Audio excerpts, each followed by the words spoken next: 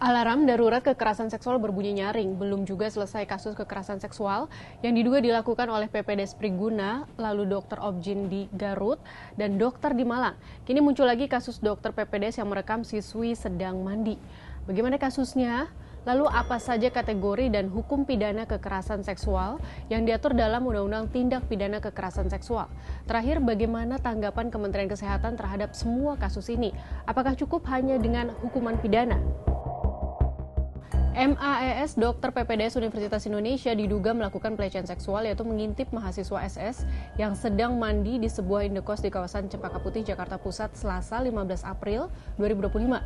Akibat perbuatannya, MAES ditahan dan ditetapkan sebagai tersangka. Memang benar pelaku mengakui perbuatannya, dan terhadap pelaku diterapkan pasal 44 Undang-Undang Pornografi dengan ancaman pidana penjara selama 12 tahun. Profesi pelaku seorang dokter. Spesialis atau? Ya, saat ini sedang melaksanakan program dokter spesialis. Sebelumnya ada 3 kasus kekerasan seksual yang melibatkan dokter atau dokter PPDS. Di Malang, Jawa Timur, seorang pasien rawat inap diduga mengalami kekerasan seksual oleh dokter umum di Rumah Sakit Persada Malang pada September 2022. Usai kasus ini ramai di media sosial, pihak rumah sakit menonaktifkan dokter tersebut. Di kasus lainnya, polisi akhirnya menetapkan dokter Objin Muhammad Syafril Firdaus sebagai tersangka pelecehan seksual pasiennya. Awalnya hanya 1 pasien yang terungkap di media sosial sebagai korban. Kekerasan seksual ini terjadi saat pasien periksa hamil di klinik, namun belakangan muncul 4 korban lain dari kekerasan seksual.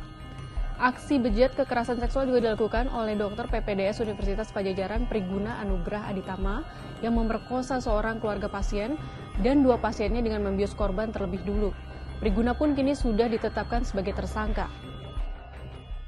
Jika diperhatikan, ada kesamaan dari keempat kasus ini, yaitu ditangani cepat oleh kepolisian saat mulai ramai di media sosial. Mereka ditetapkan sebagai tersangka. Namun pertanyaannya, apakah cukup hanya hukuman pidana bagi dokter atau dokter PPDS yang melakukan tindak pidana ini? Kementerian Kesehatan menyebut bakal lebih tegas.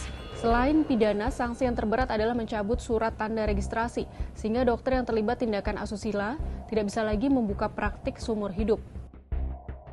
Maka nanti ini akan ditindaklanjuti tidak hanya dari aspek etikanya, tapi akan ditindaklanjuti dari aspek hukum dan aspek legalitas aturan-aturannya. Misalnya, beberapa waktu yang lalu ada juga kegiatan yang berkaitan dengan kegiatan asusila. Itu sudah kita cabut STR-nya, surat tanda registrasinya oleh Kemenkes. Kalau dicabut tanda registrasinya, maka dia tidak akan bisa praktek seumur hidup. Banyaknya kasus kekerasan seksual membuat publik kembali mencermati aturan kekerasan seksual. Di pasal 4 Undang-Undang Nomor 12 Tahun 2022 tentang Tindak Pidana Kekerasan Seksual disebutkan terdapat 19 jenis kekerasan seksual, mulai dari kekerasan seksual fisik, non-fisik, hingga kekerasan seksual berbasis elektronik. Adapun kekerasan seksual non-fisik yang berbasis elektronik yaitu tindakan berbagi konten seksual berupa foto, video, atau pesan yang bersifat intim tanpa izin atau persetujuan orang lain. Di Undang-Undang TPKS ini pun sudah jelas aturan hukum pidananya. Dalam pasal 5, kekerasan seksual non-fisik diganjar hukuman pidana 9 bulan dan denda 10 juta rupiah. Adapun untuk hukuman kekerasan seksual fisik, hukumannya beragam, terberat pidana 15 tahun penjara dan denda 1 miliar rupiah. Lalu kekerasan seksual berbasis elektronik diganjar dengan hukuman 4 tahun penjara dan denda 200 juta rupiah. Dari keempat kasus kekerasan seksual oleh dokter dan dokter PPDS, publik harus ekstra waspada saat berobat atau memeriksakan kesehatannya ke dokter. Ruang konsultasi atau tindakan medis harusnya tidak hanya terisi oleh pasien dan dokter, melainkan harus ada perawat, asisten dokter, dan keluarga pasien. Ruang-ruang ini harusnya menjadi ruang yang aman bagi pasien agar kasus kekerasan seksual tidak terus terulang. Bagaimana menurut sahabat Kompas?